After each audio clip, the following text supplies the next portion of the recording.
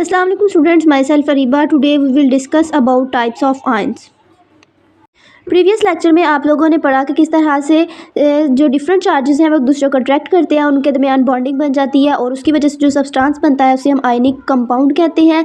और similar charges जो हैं वो एक दूसरे को रिपेल करते हैं। उसके अलावा हर वो एटम या ग्रुप ऑफ एटम जिसके ऊपर पॉजिटिव या नेगेटिव चार्ज होता है उसे हम कहते हैं आयन। और पॉजिटिव या नेगेटिव आयन्स बनते कैसे हैं, थ्रू एग्जाम्पल आप लोगों ने इसको भी डिस्कस किया। ठीक है, आज हमने पढ़ना है टाइप्स ऑफ आयन्स। आयंस दो तरह के होते हैं, केटायंस और एनायंस। केटायंस वो वाले आयंस होते हैं जिन पे पॉजिटिव चार्ज होता है। It means positively charged atoms और ग्रुप ऑफ एटम्स जिन पे पॉजिटिव चार्ज होता है, वो वाले एटम या फिर कोई भी ग्रुप ऑफ एटम, उसे हम कहते हैं केटायंस। फॉर एग्जांपल सोडियम या फिर NH4 पॉजिटिव।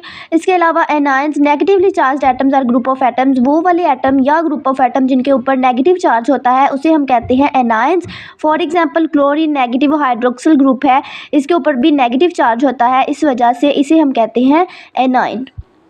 अब क्वेश्चन यहाँ पे ये बनता है कि पॉजिटिव चार्जेस को केटायंस और नेगेटिव चार्जेस को एनायंस ही क्यों बोला जाता है। तो चैप्टर नंबर 7 में इंशाल्लाह इस चीज़ को ब्रीफली आप लोग पढ़ेंगे कि जब भी हमने किसी एक चीज़ पे दूसरी की कोटिंग करनी हो, फॉर एग्जांपल अगर आपने जिंक के ऊपर कॉपर की कोटिंग करनी है या मेटल की किसी दूसरे मेटल के ऊपर कोटिंग करनी है, तो आप इलेक्ट्रोकेमिकल सेल्स का इस्तेमाल करते हैं।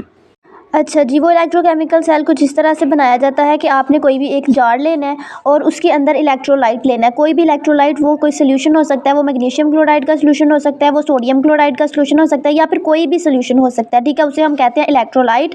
और उस सोल्यूशन को आपने किसी भी जार में डाल देना है और उसके अंदर आपने दो रॉड लेने हैं। एक रॉड जो है वो एज अ कैथोड वर्क करेगा, एक रॉड जो है वो एज अ एनोड वर्क करेगा उस इलेक्ट्रोकेमिकल सेल में। उन दोनों एनोड को आपने बैटरी के ज़रिए कनेक्ट कर देना है। अब बैटरी के ज़रिए जब आप कनेक्ट करेंगे, उसमें से इलेक्ट्रिसिटी पास होगी। जब करंट पास होगा तो जो सोल्यूशन है मैग्नीशियम क्लोराइड का, उसके बन जाएंगे आयंस।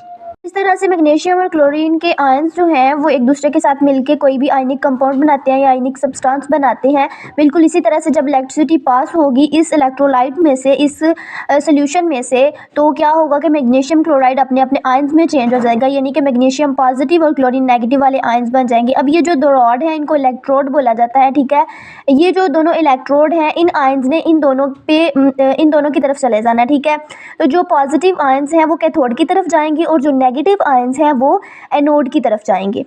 यहाँ से हमें उस क्वेश्चन का आंसर मिल रहा है कि यानी वो वाले आयंस जो कि कैथोड की तरफ जाएंगे वो केटायंस होंगे और वो वाले आयंस जो एनोड की तरफ माइग्रेट करेंगे वो होंगे एनायंस। ठीक है, तो those ions which migrate towards cathode during electrolysis is called cations and those ions which migrate towards anode during electrolysis is called anions. तो पॉजिटिव चार्जेस जो हैं वो कैथोड की तरफ जा रहे हैं और नेगेटिव चार्जेस जो हैं वो एनोड की तरफ जा रहे हैं, इसलिए हम पॉजिटिव जिस एटम या ग्रुप ऑफ एटम पे चार्ज होगा उसे हम केटायन बोलेंगे एंड वो वाले एटम या ग्रुप ऑफ एटम जिसके ऊपर नेगेटिव चार्ज होगा उसे हम एनायंस बोलेंगे।